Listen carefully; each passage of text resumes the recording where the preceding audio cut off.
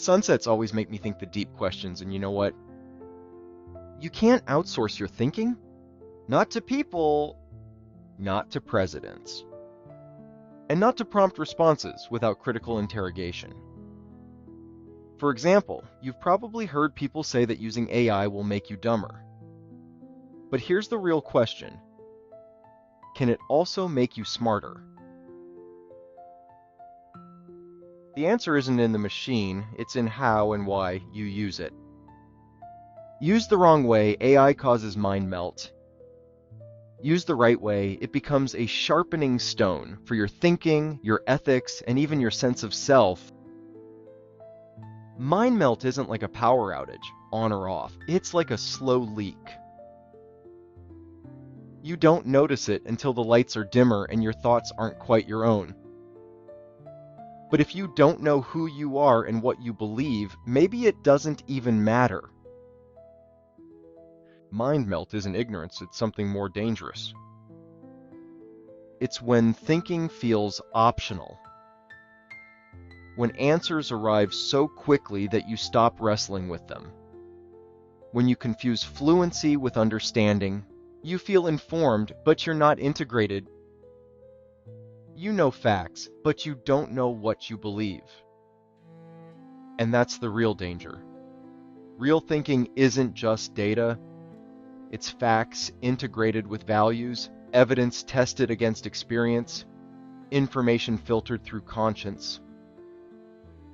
A person who knows facts but hasn't integrated them with belief is easy to manipulate.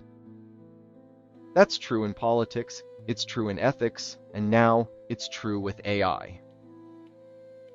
If you let a machine assemble your worldview for you, you don't become informed, you become programmable. I don't use AI to tell me what to think. I use it to test whether what I think actually holds up. That means I don't just interrogate the machine, I interrogate myself. I bring my beliefs into the conversation first, then I pressure them.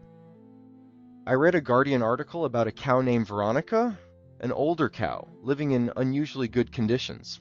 This raised deep questions about intelligence, ethics, and our assumptions about other species. I'll explore the implications for diet and climate in a future video, but for now, here's the core idea.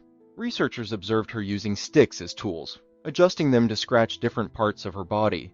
For decades, science claimed cows weren't capable of tool use. Turns out most cows are never given the time, safety, or space to show what they can do.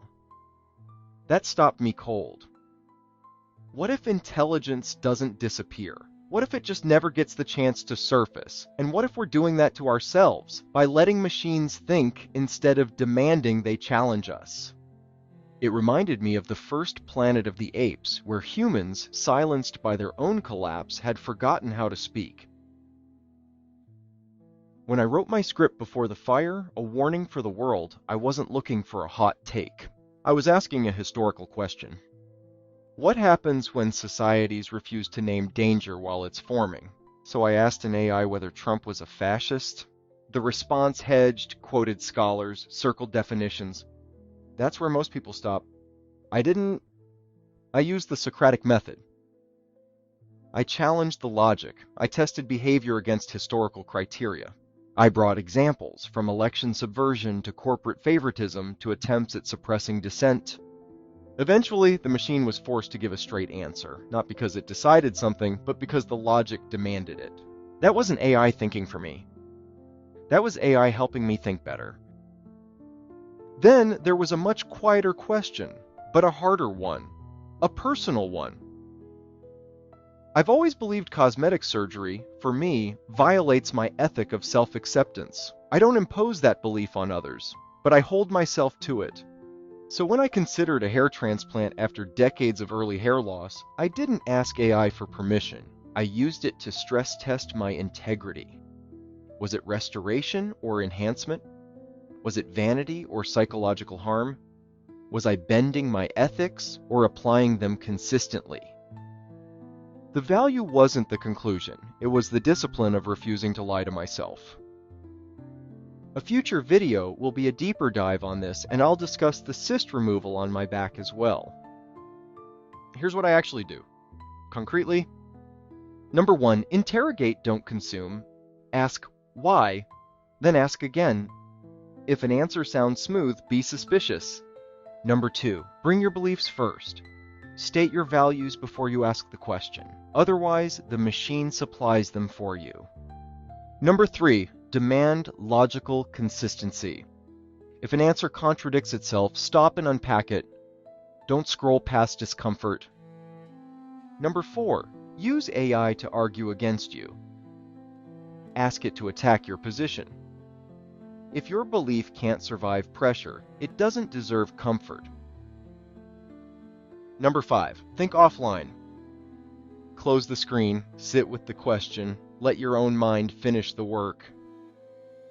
Here's a challenge. If you use AI, ask AI to argue against one of your core beliefs, and write down what survives.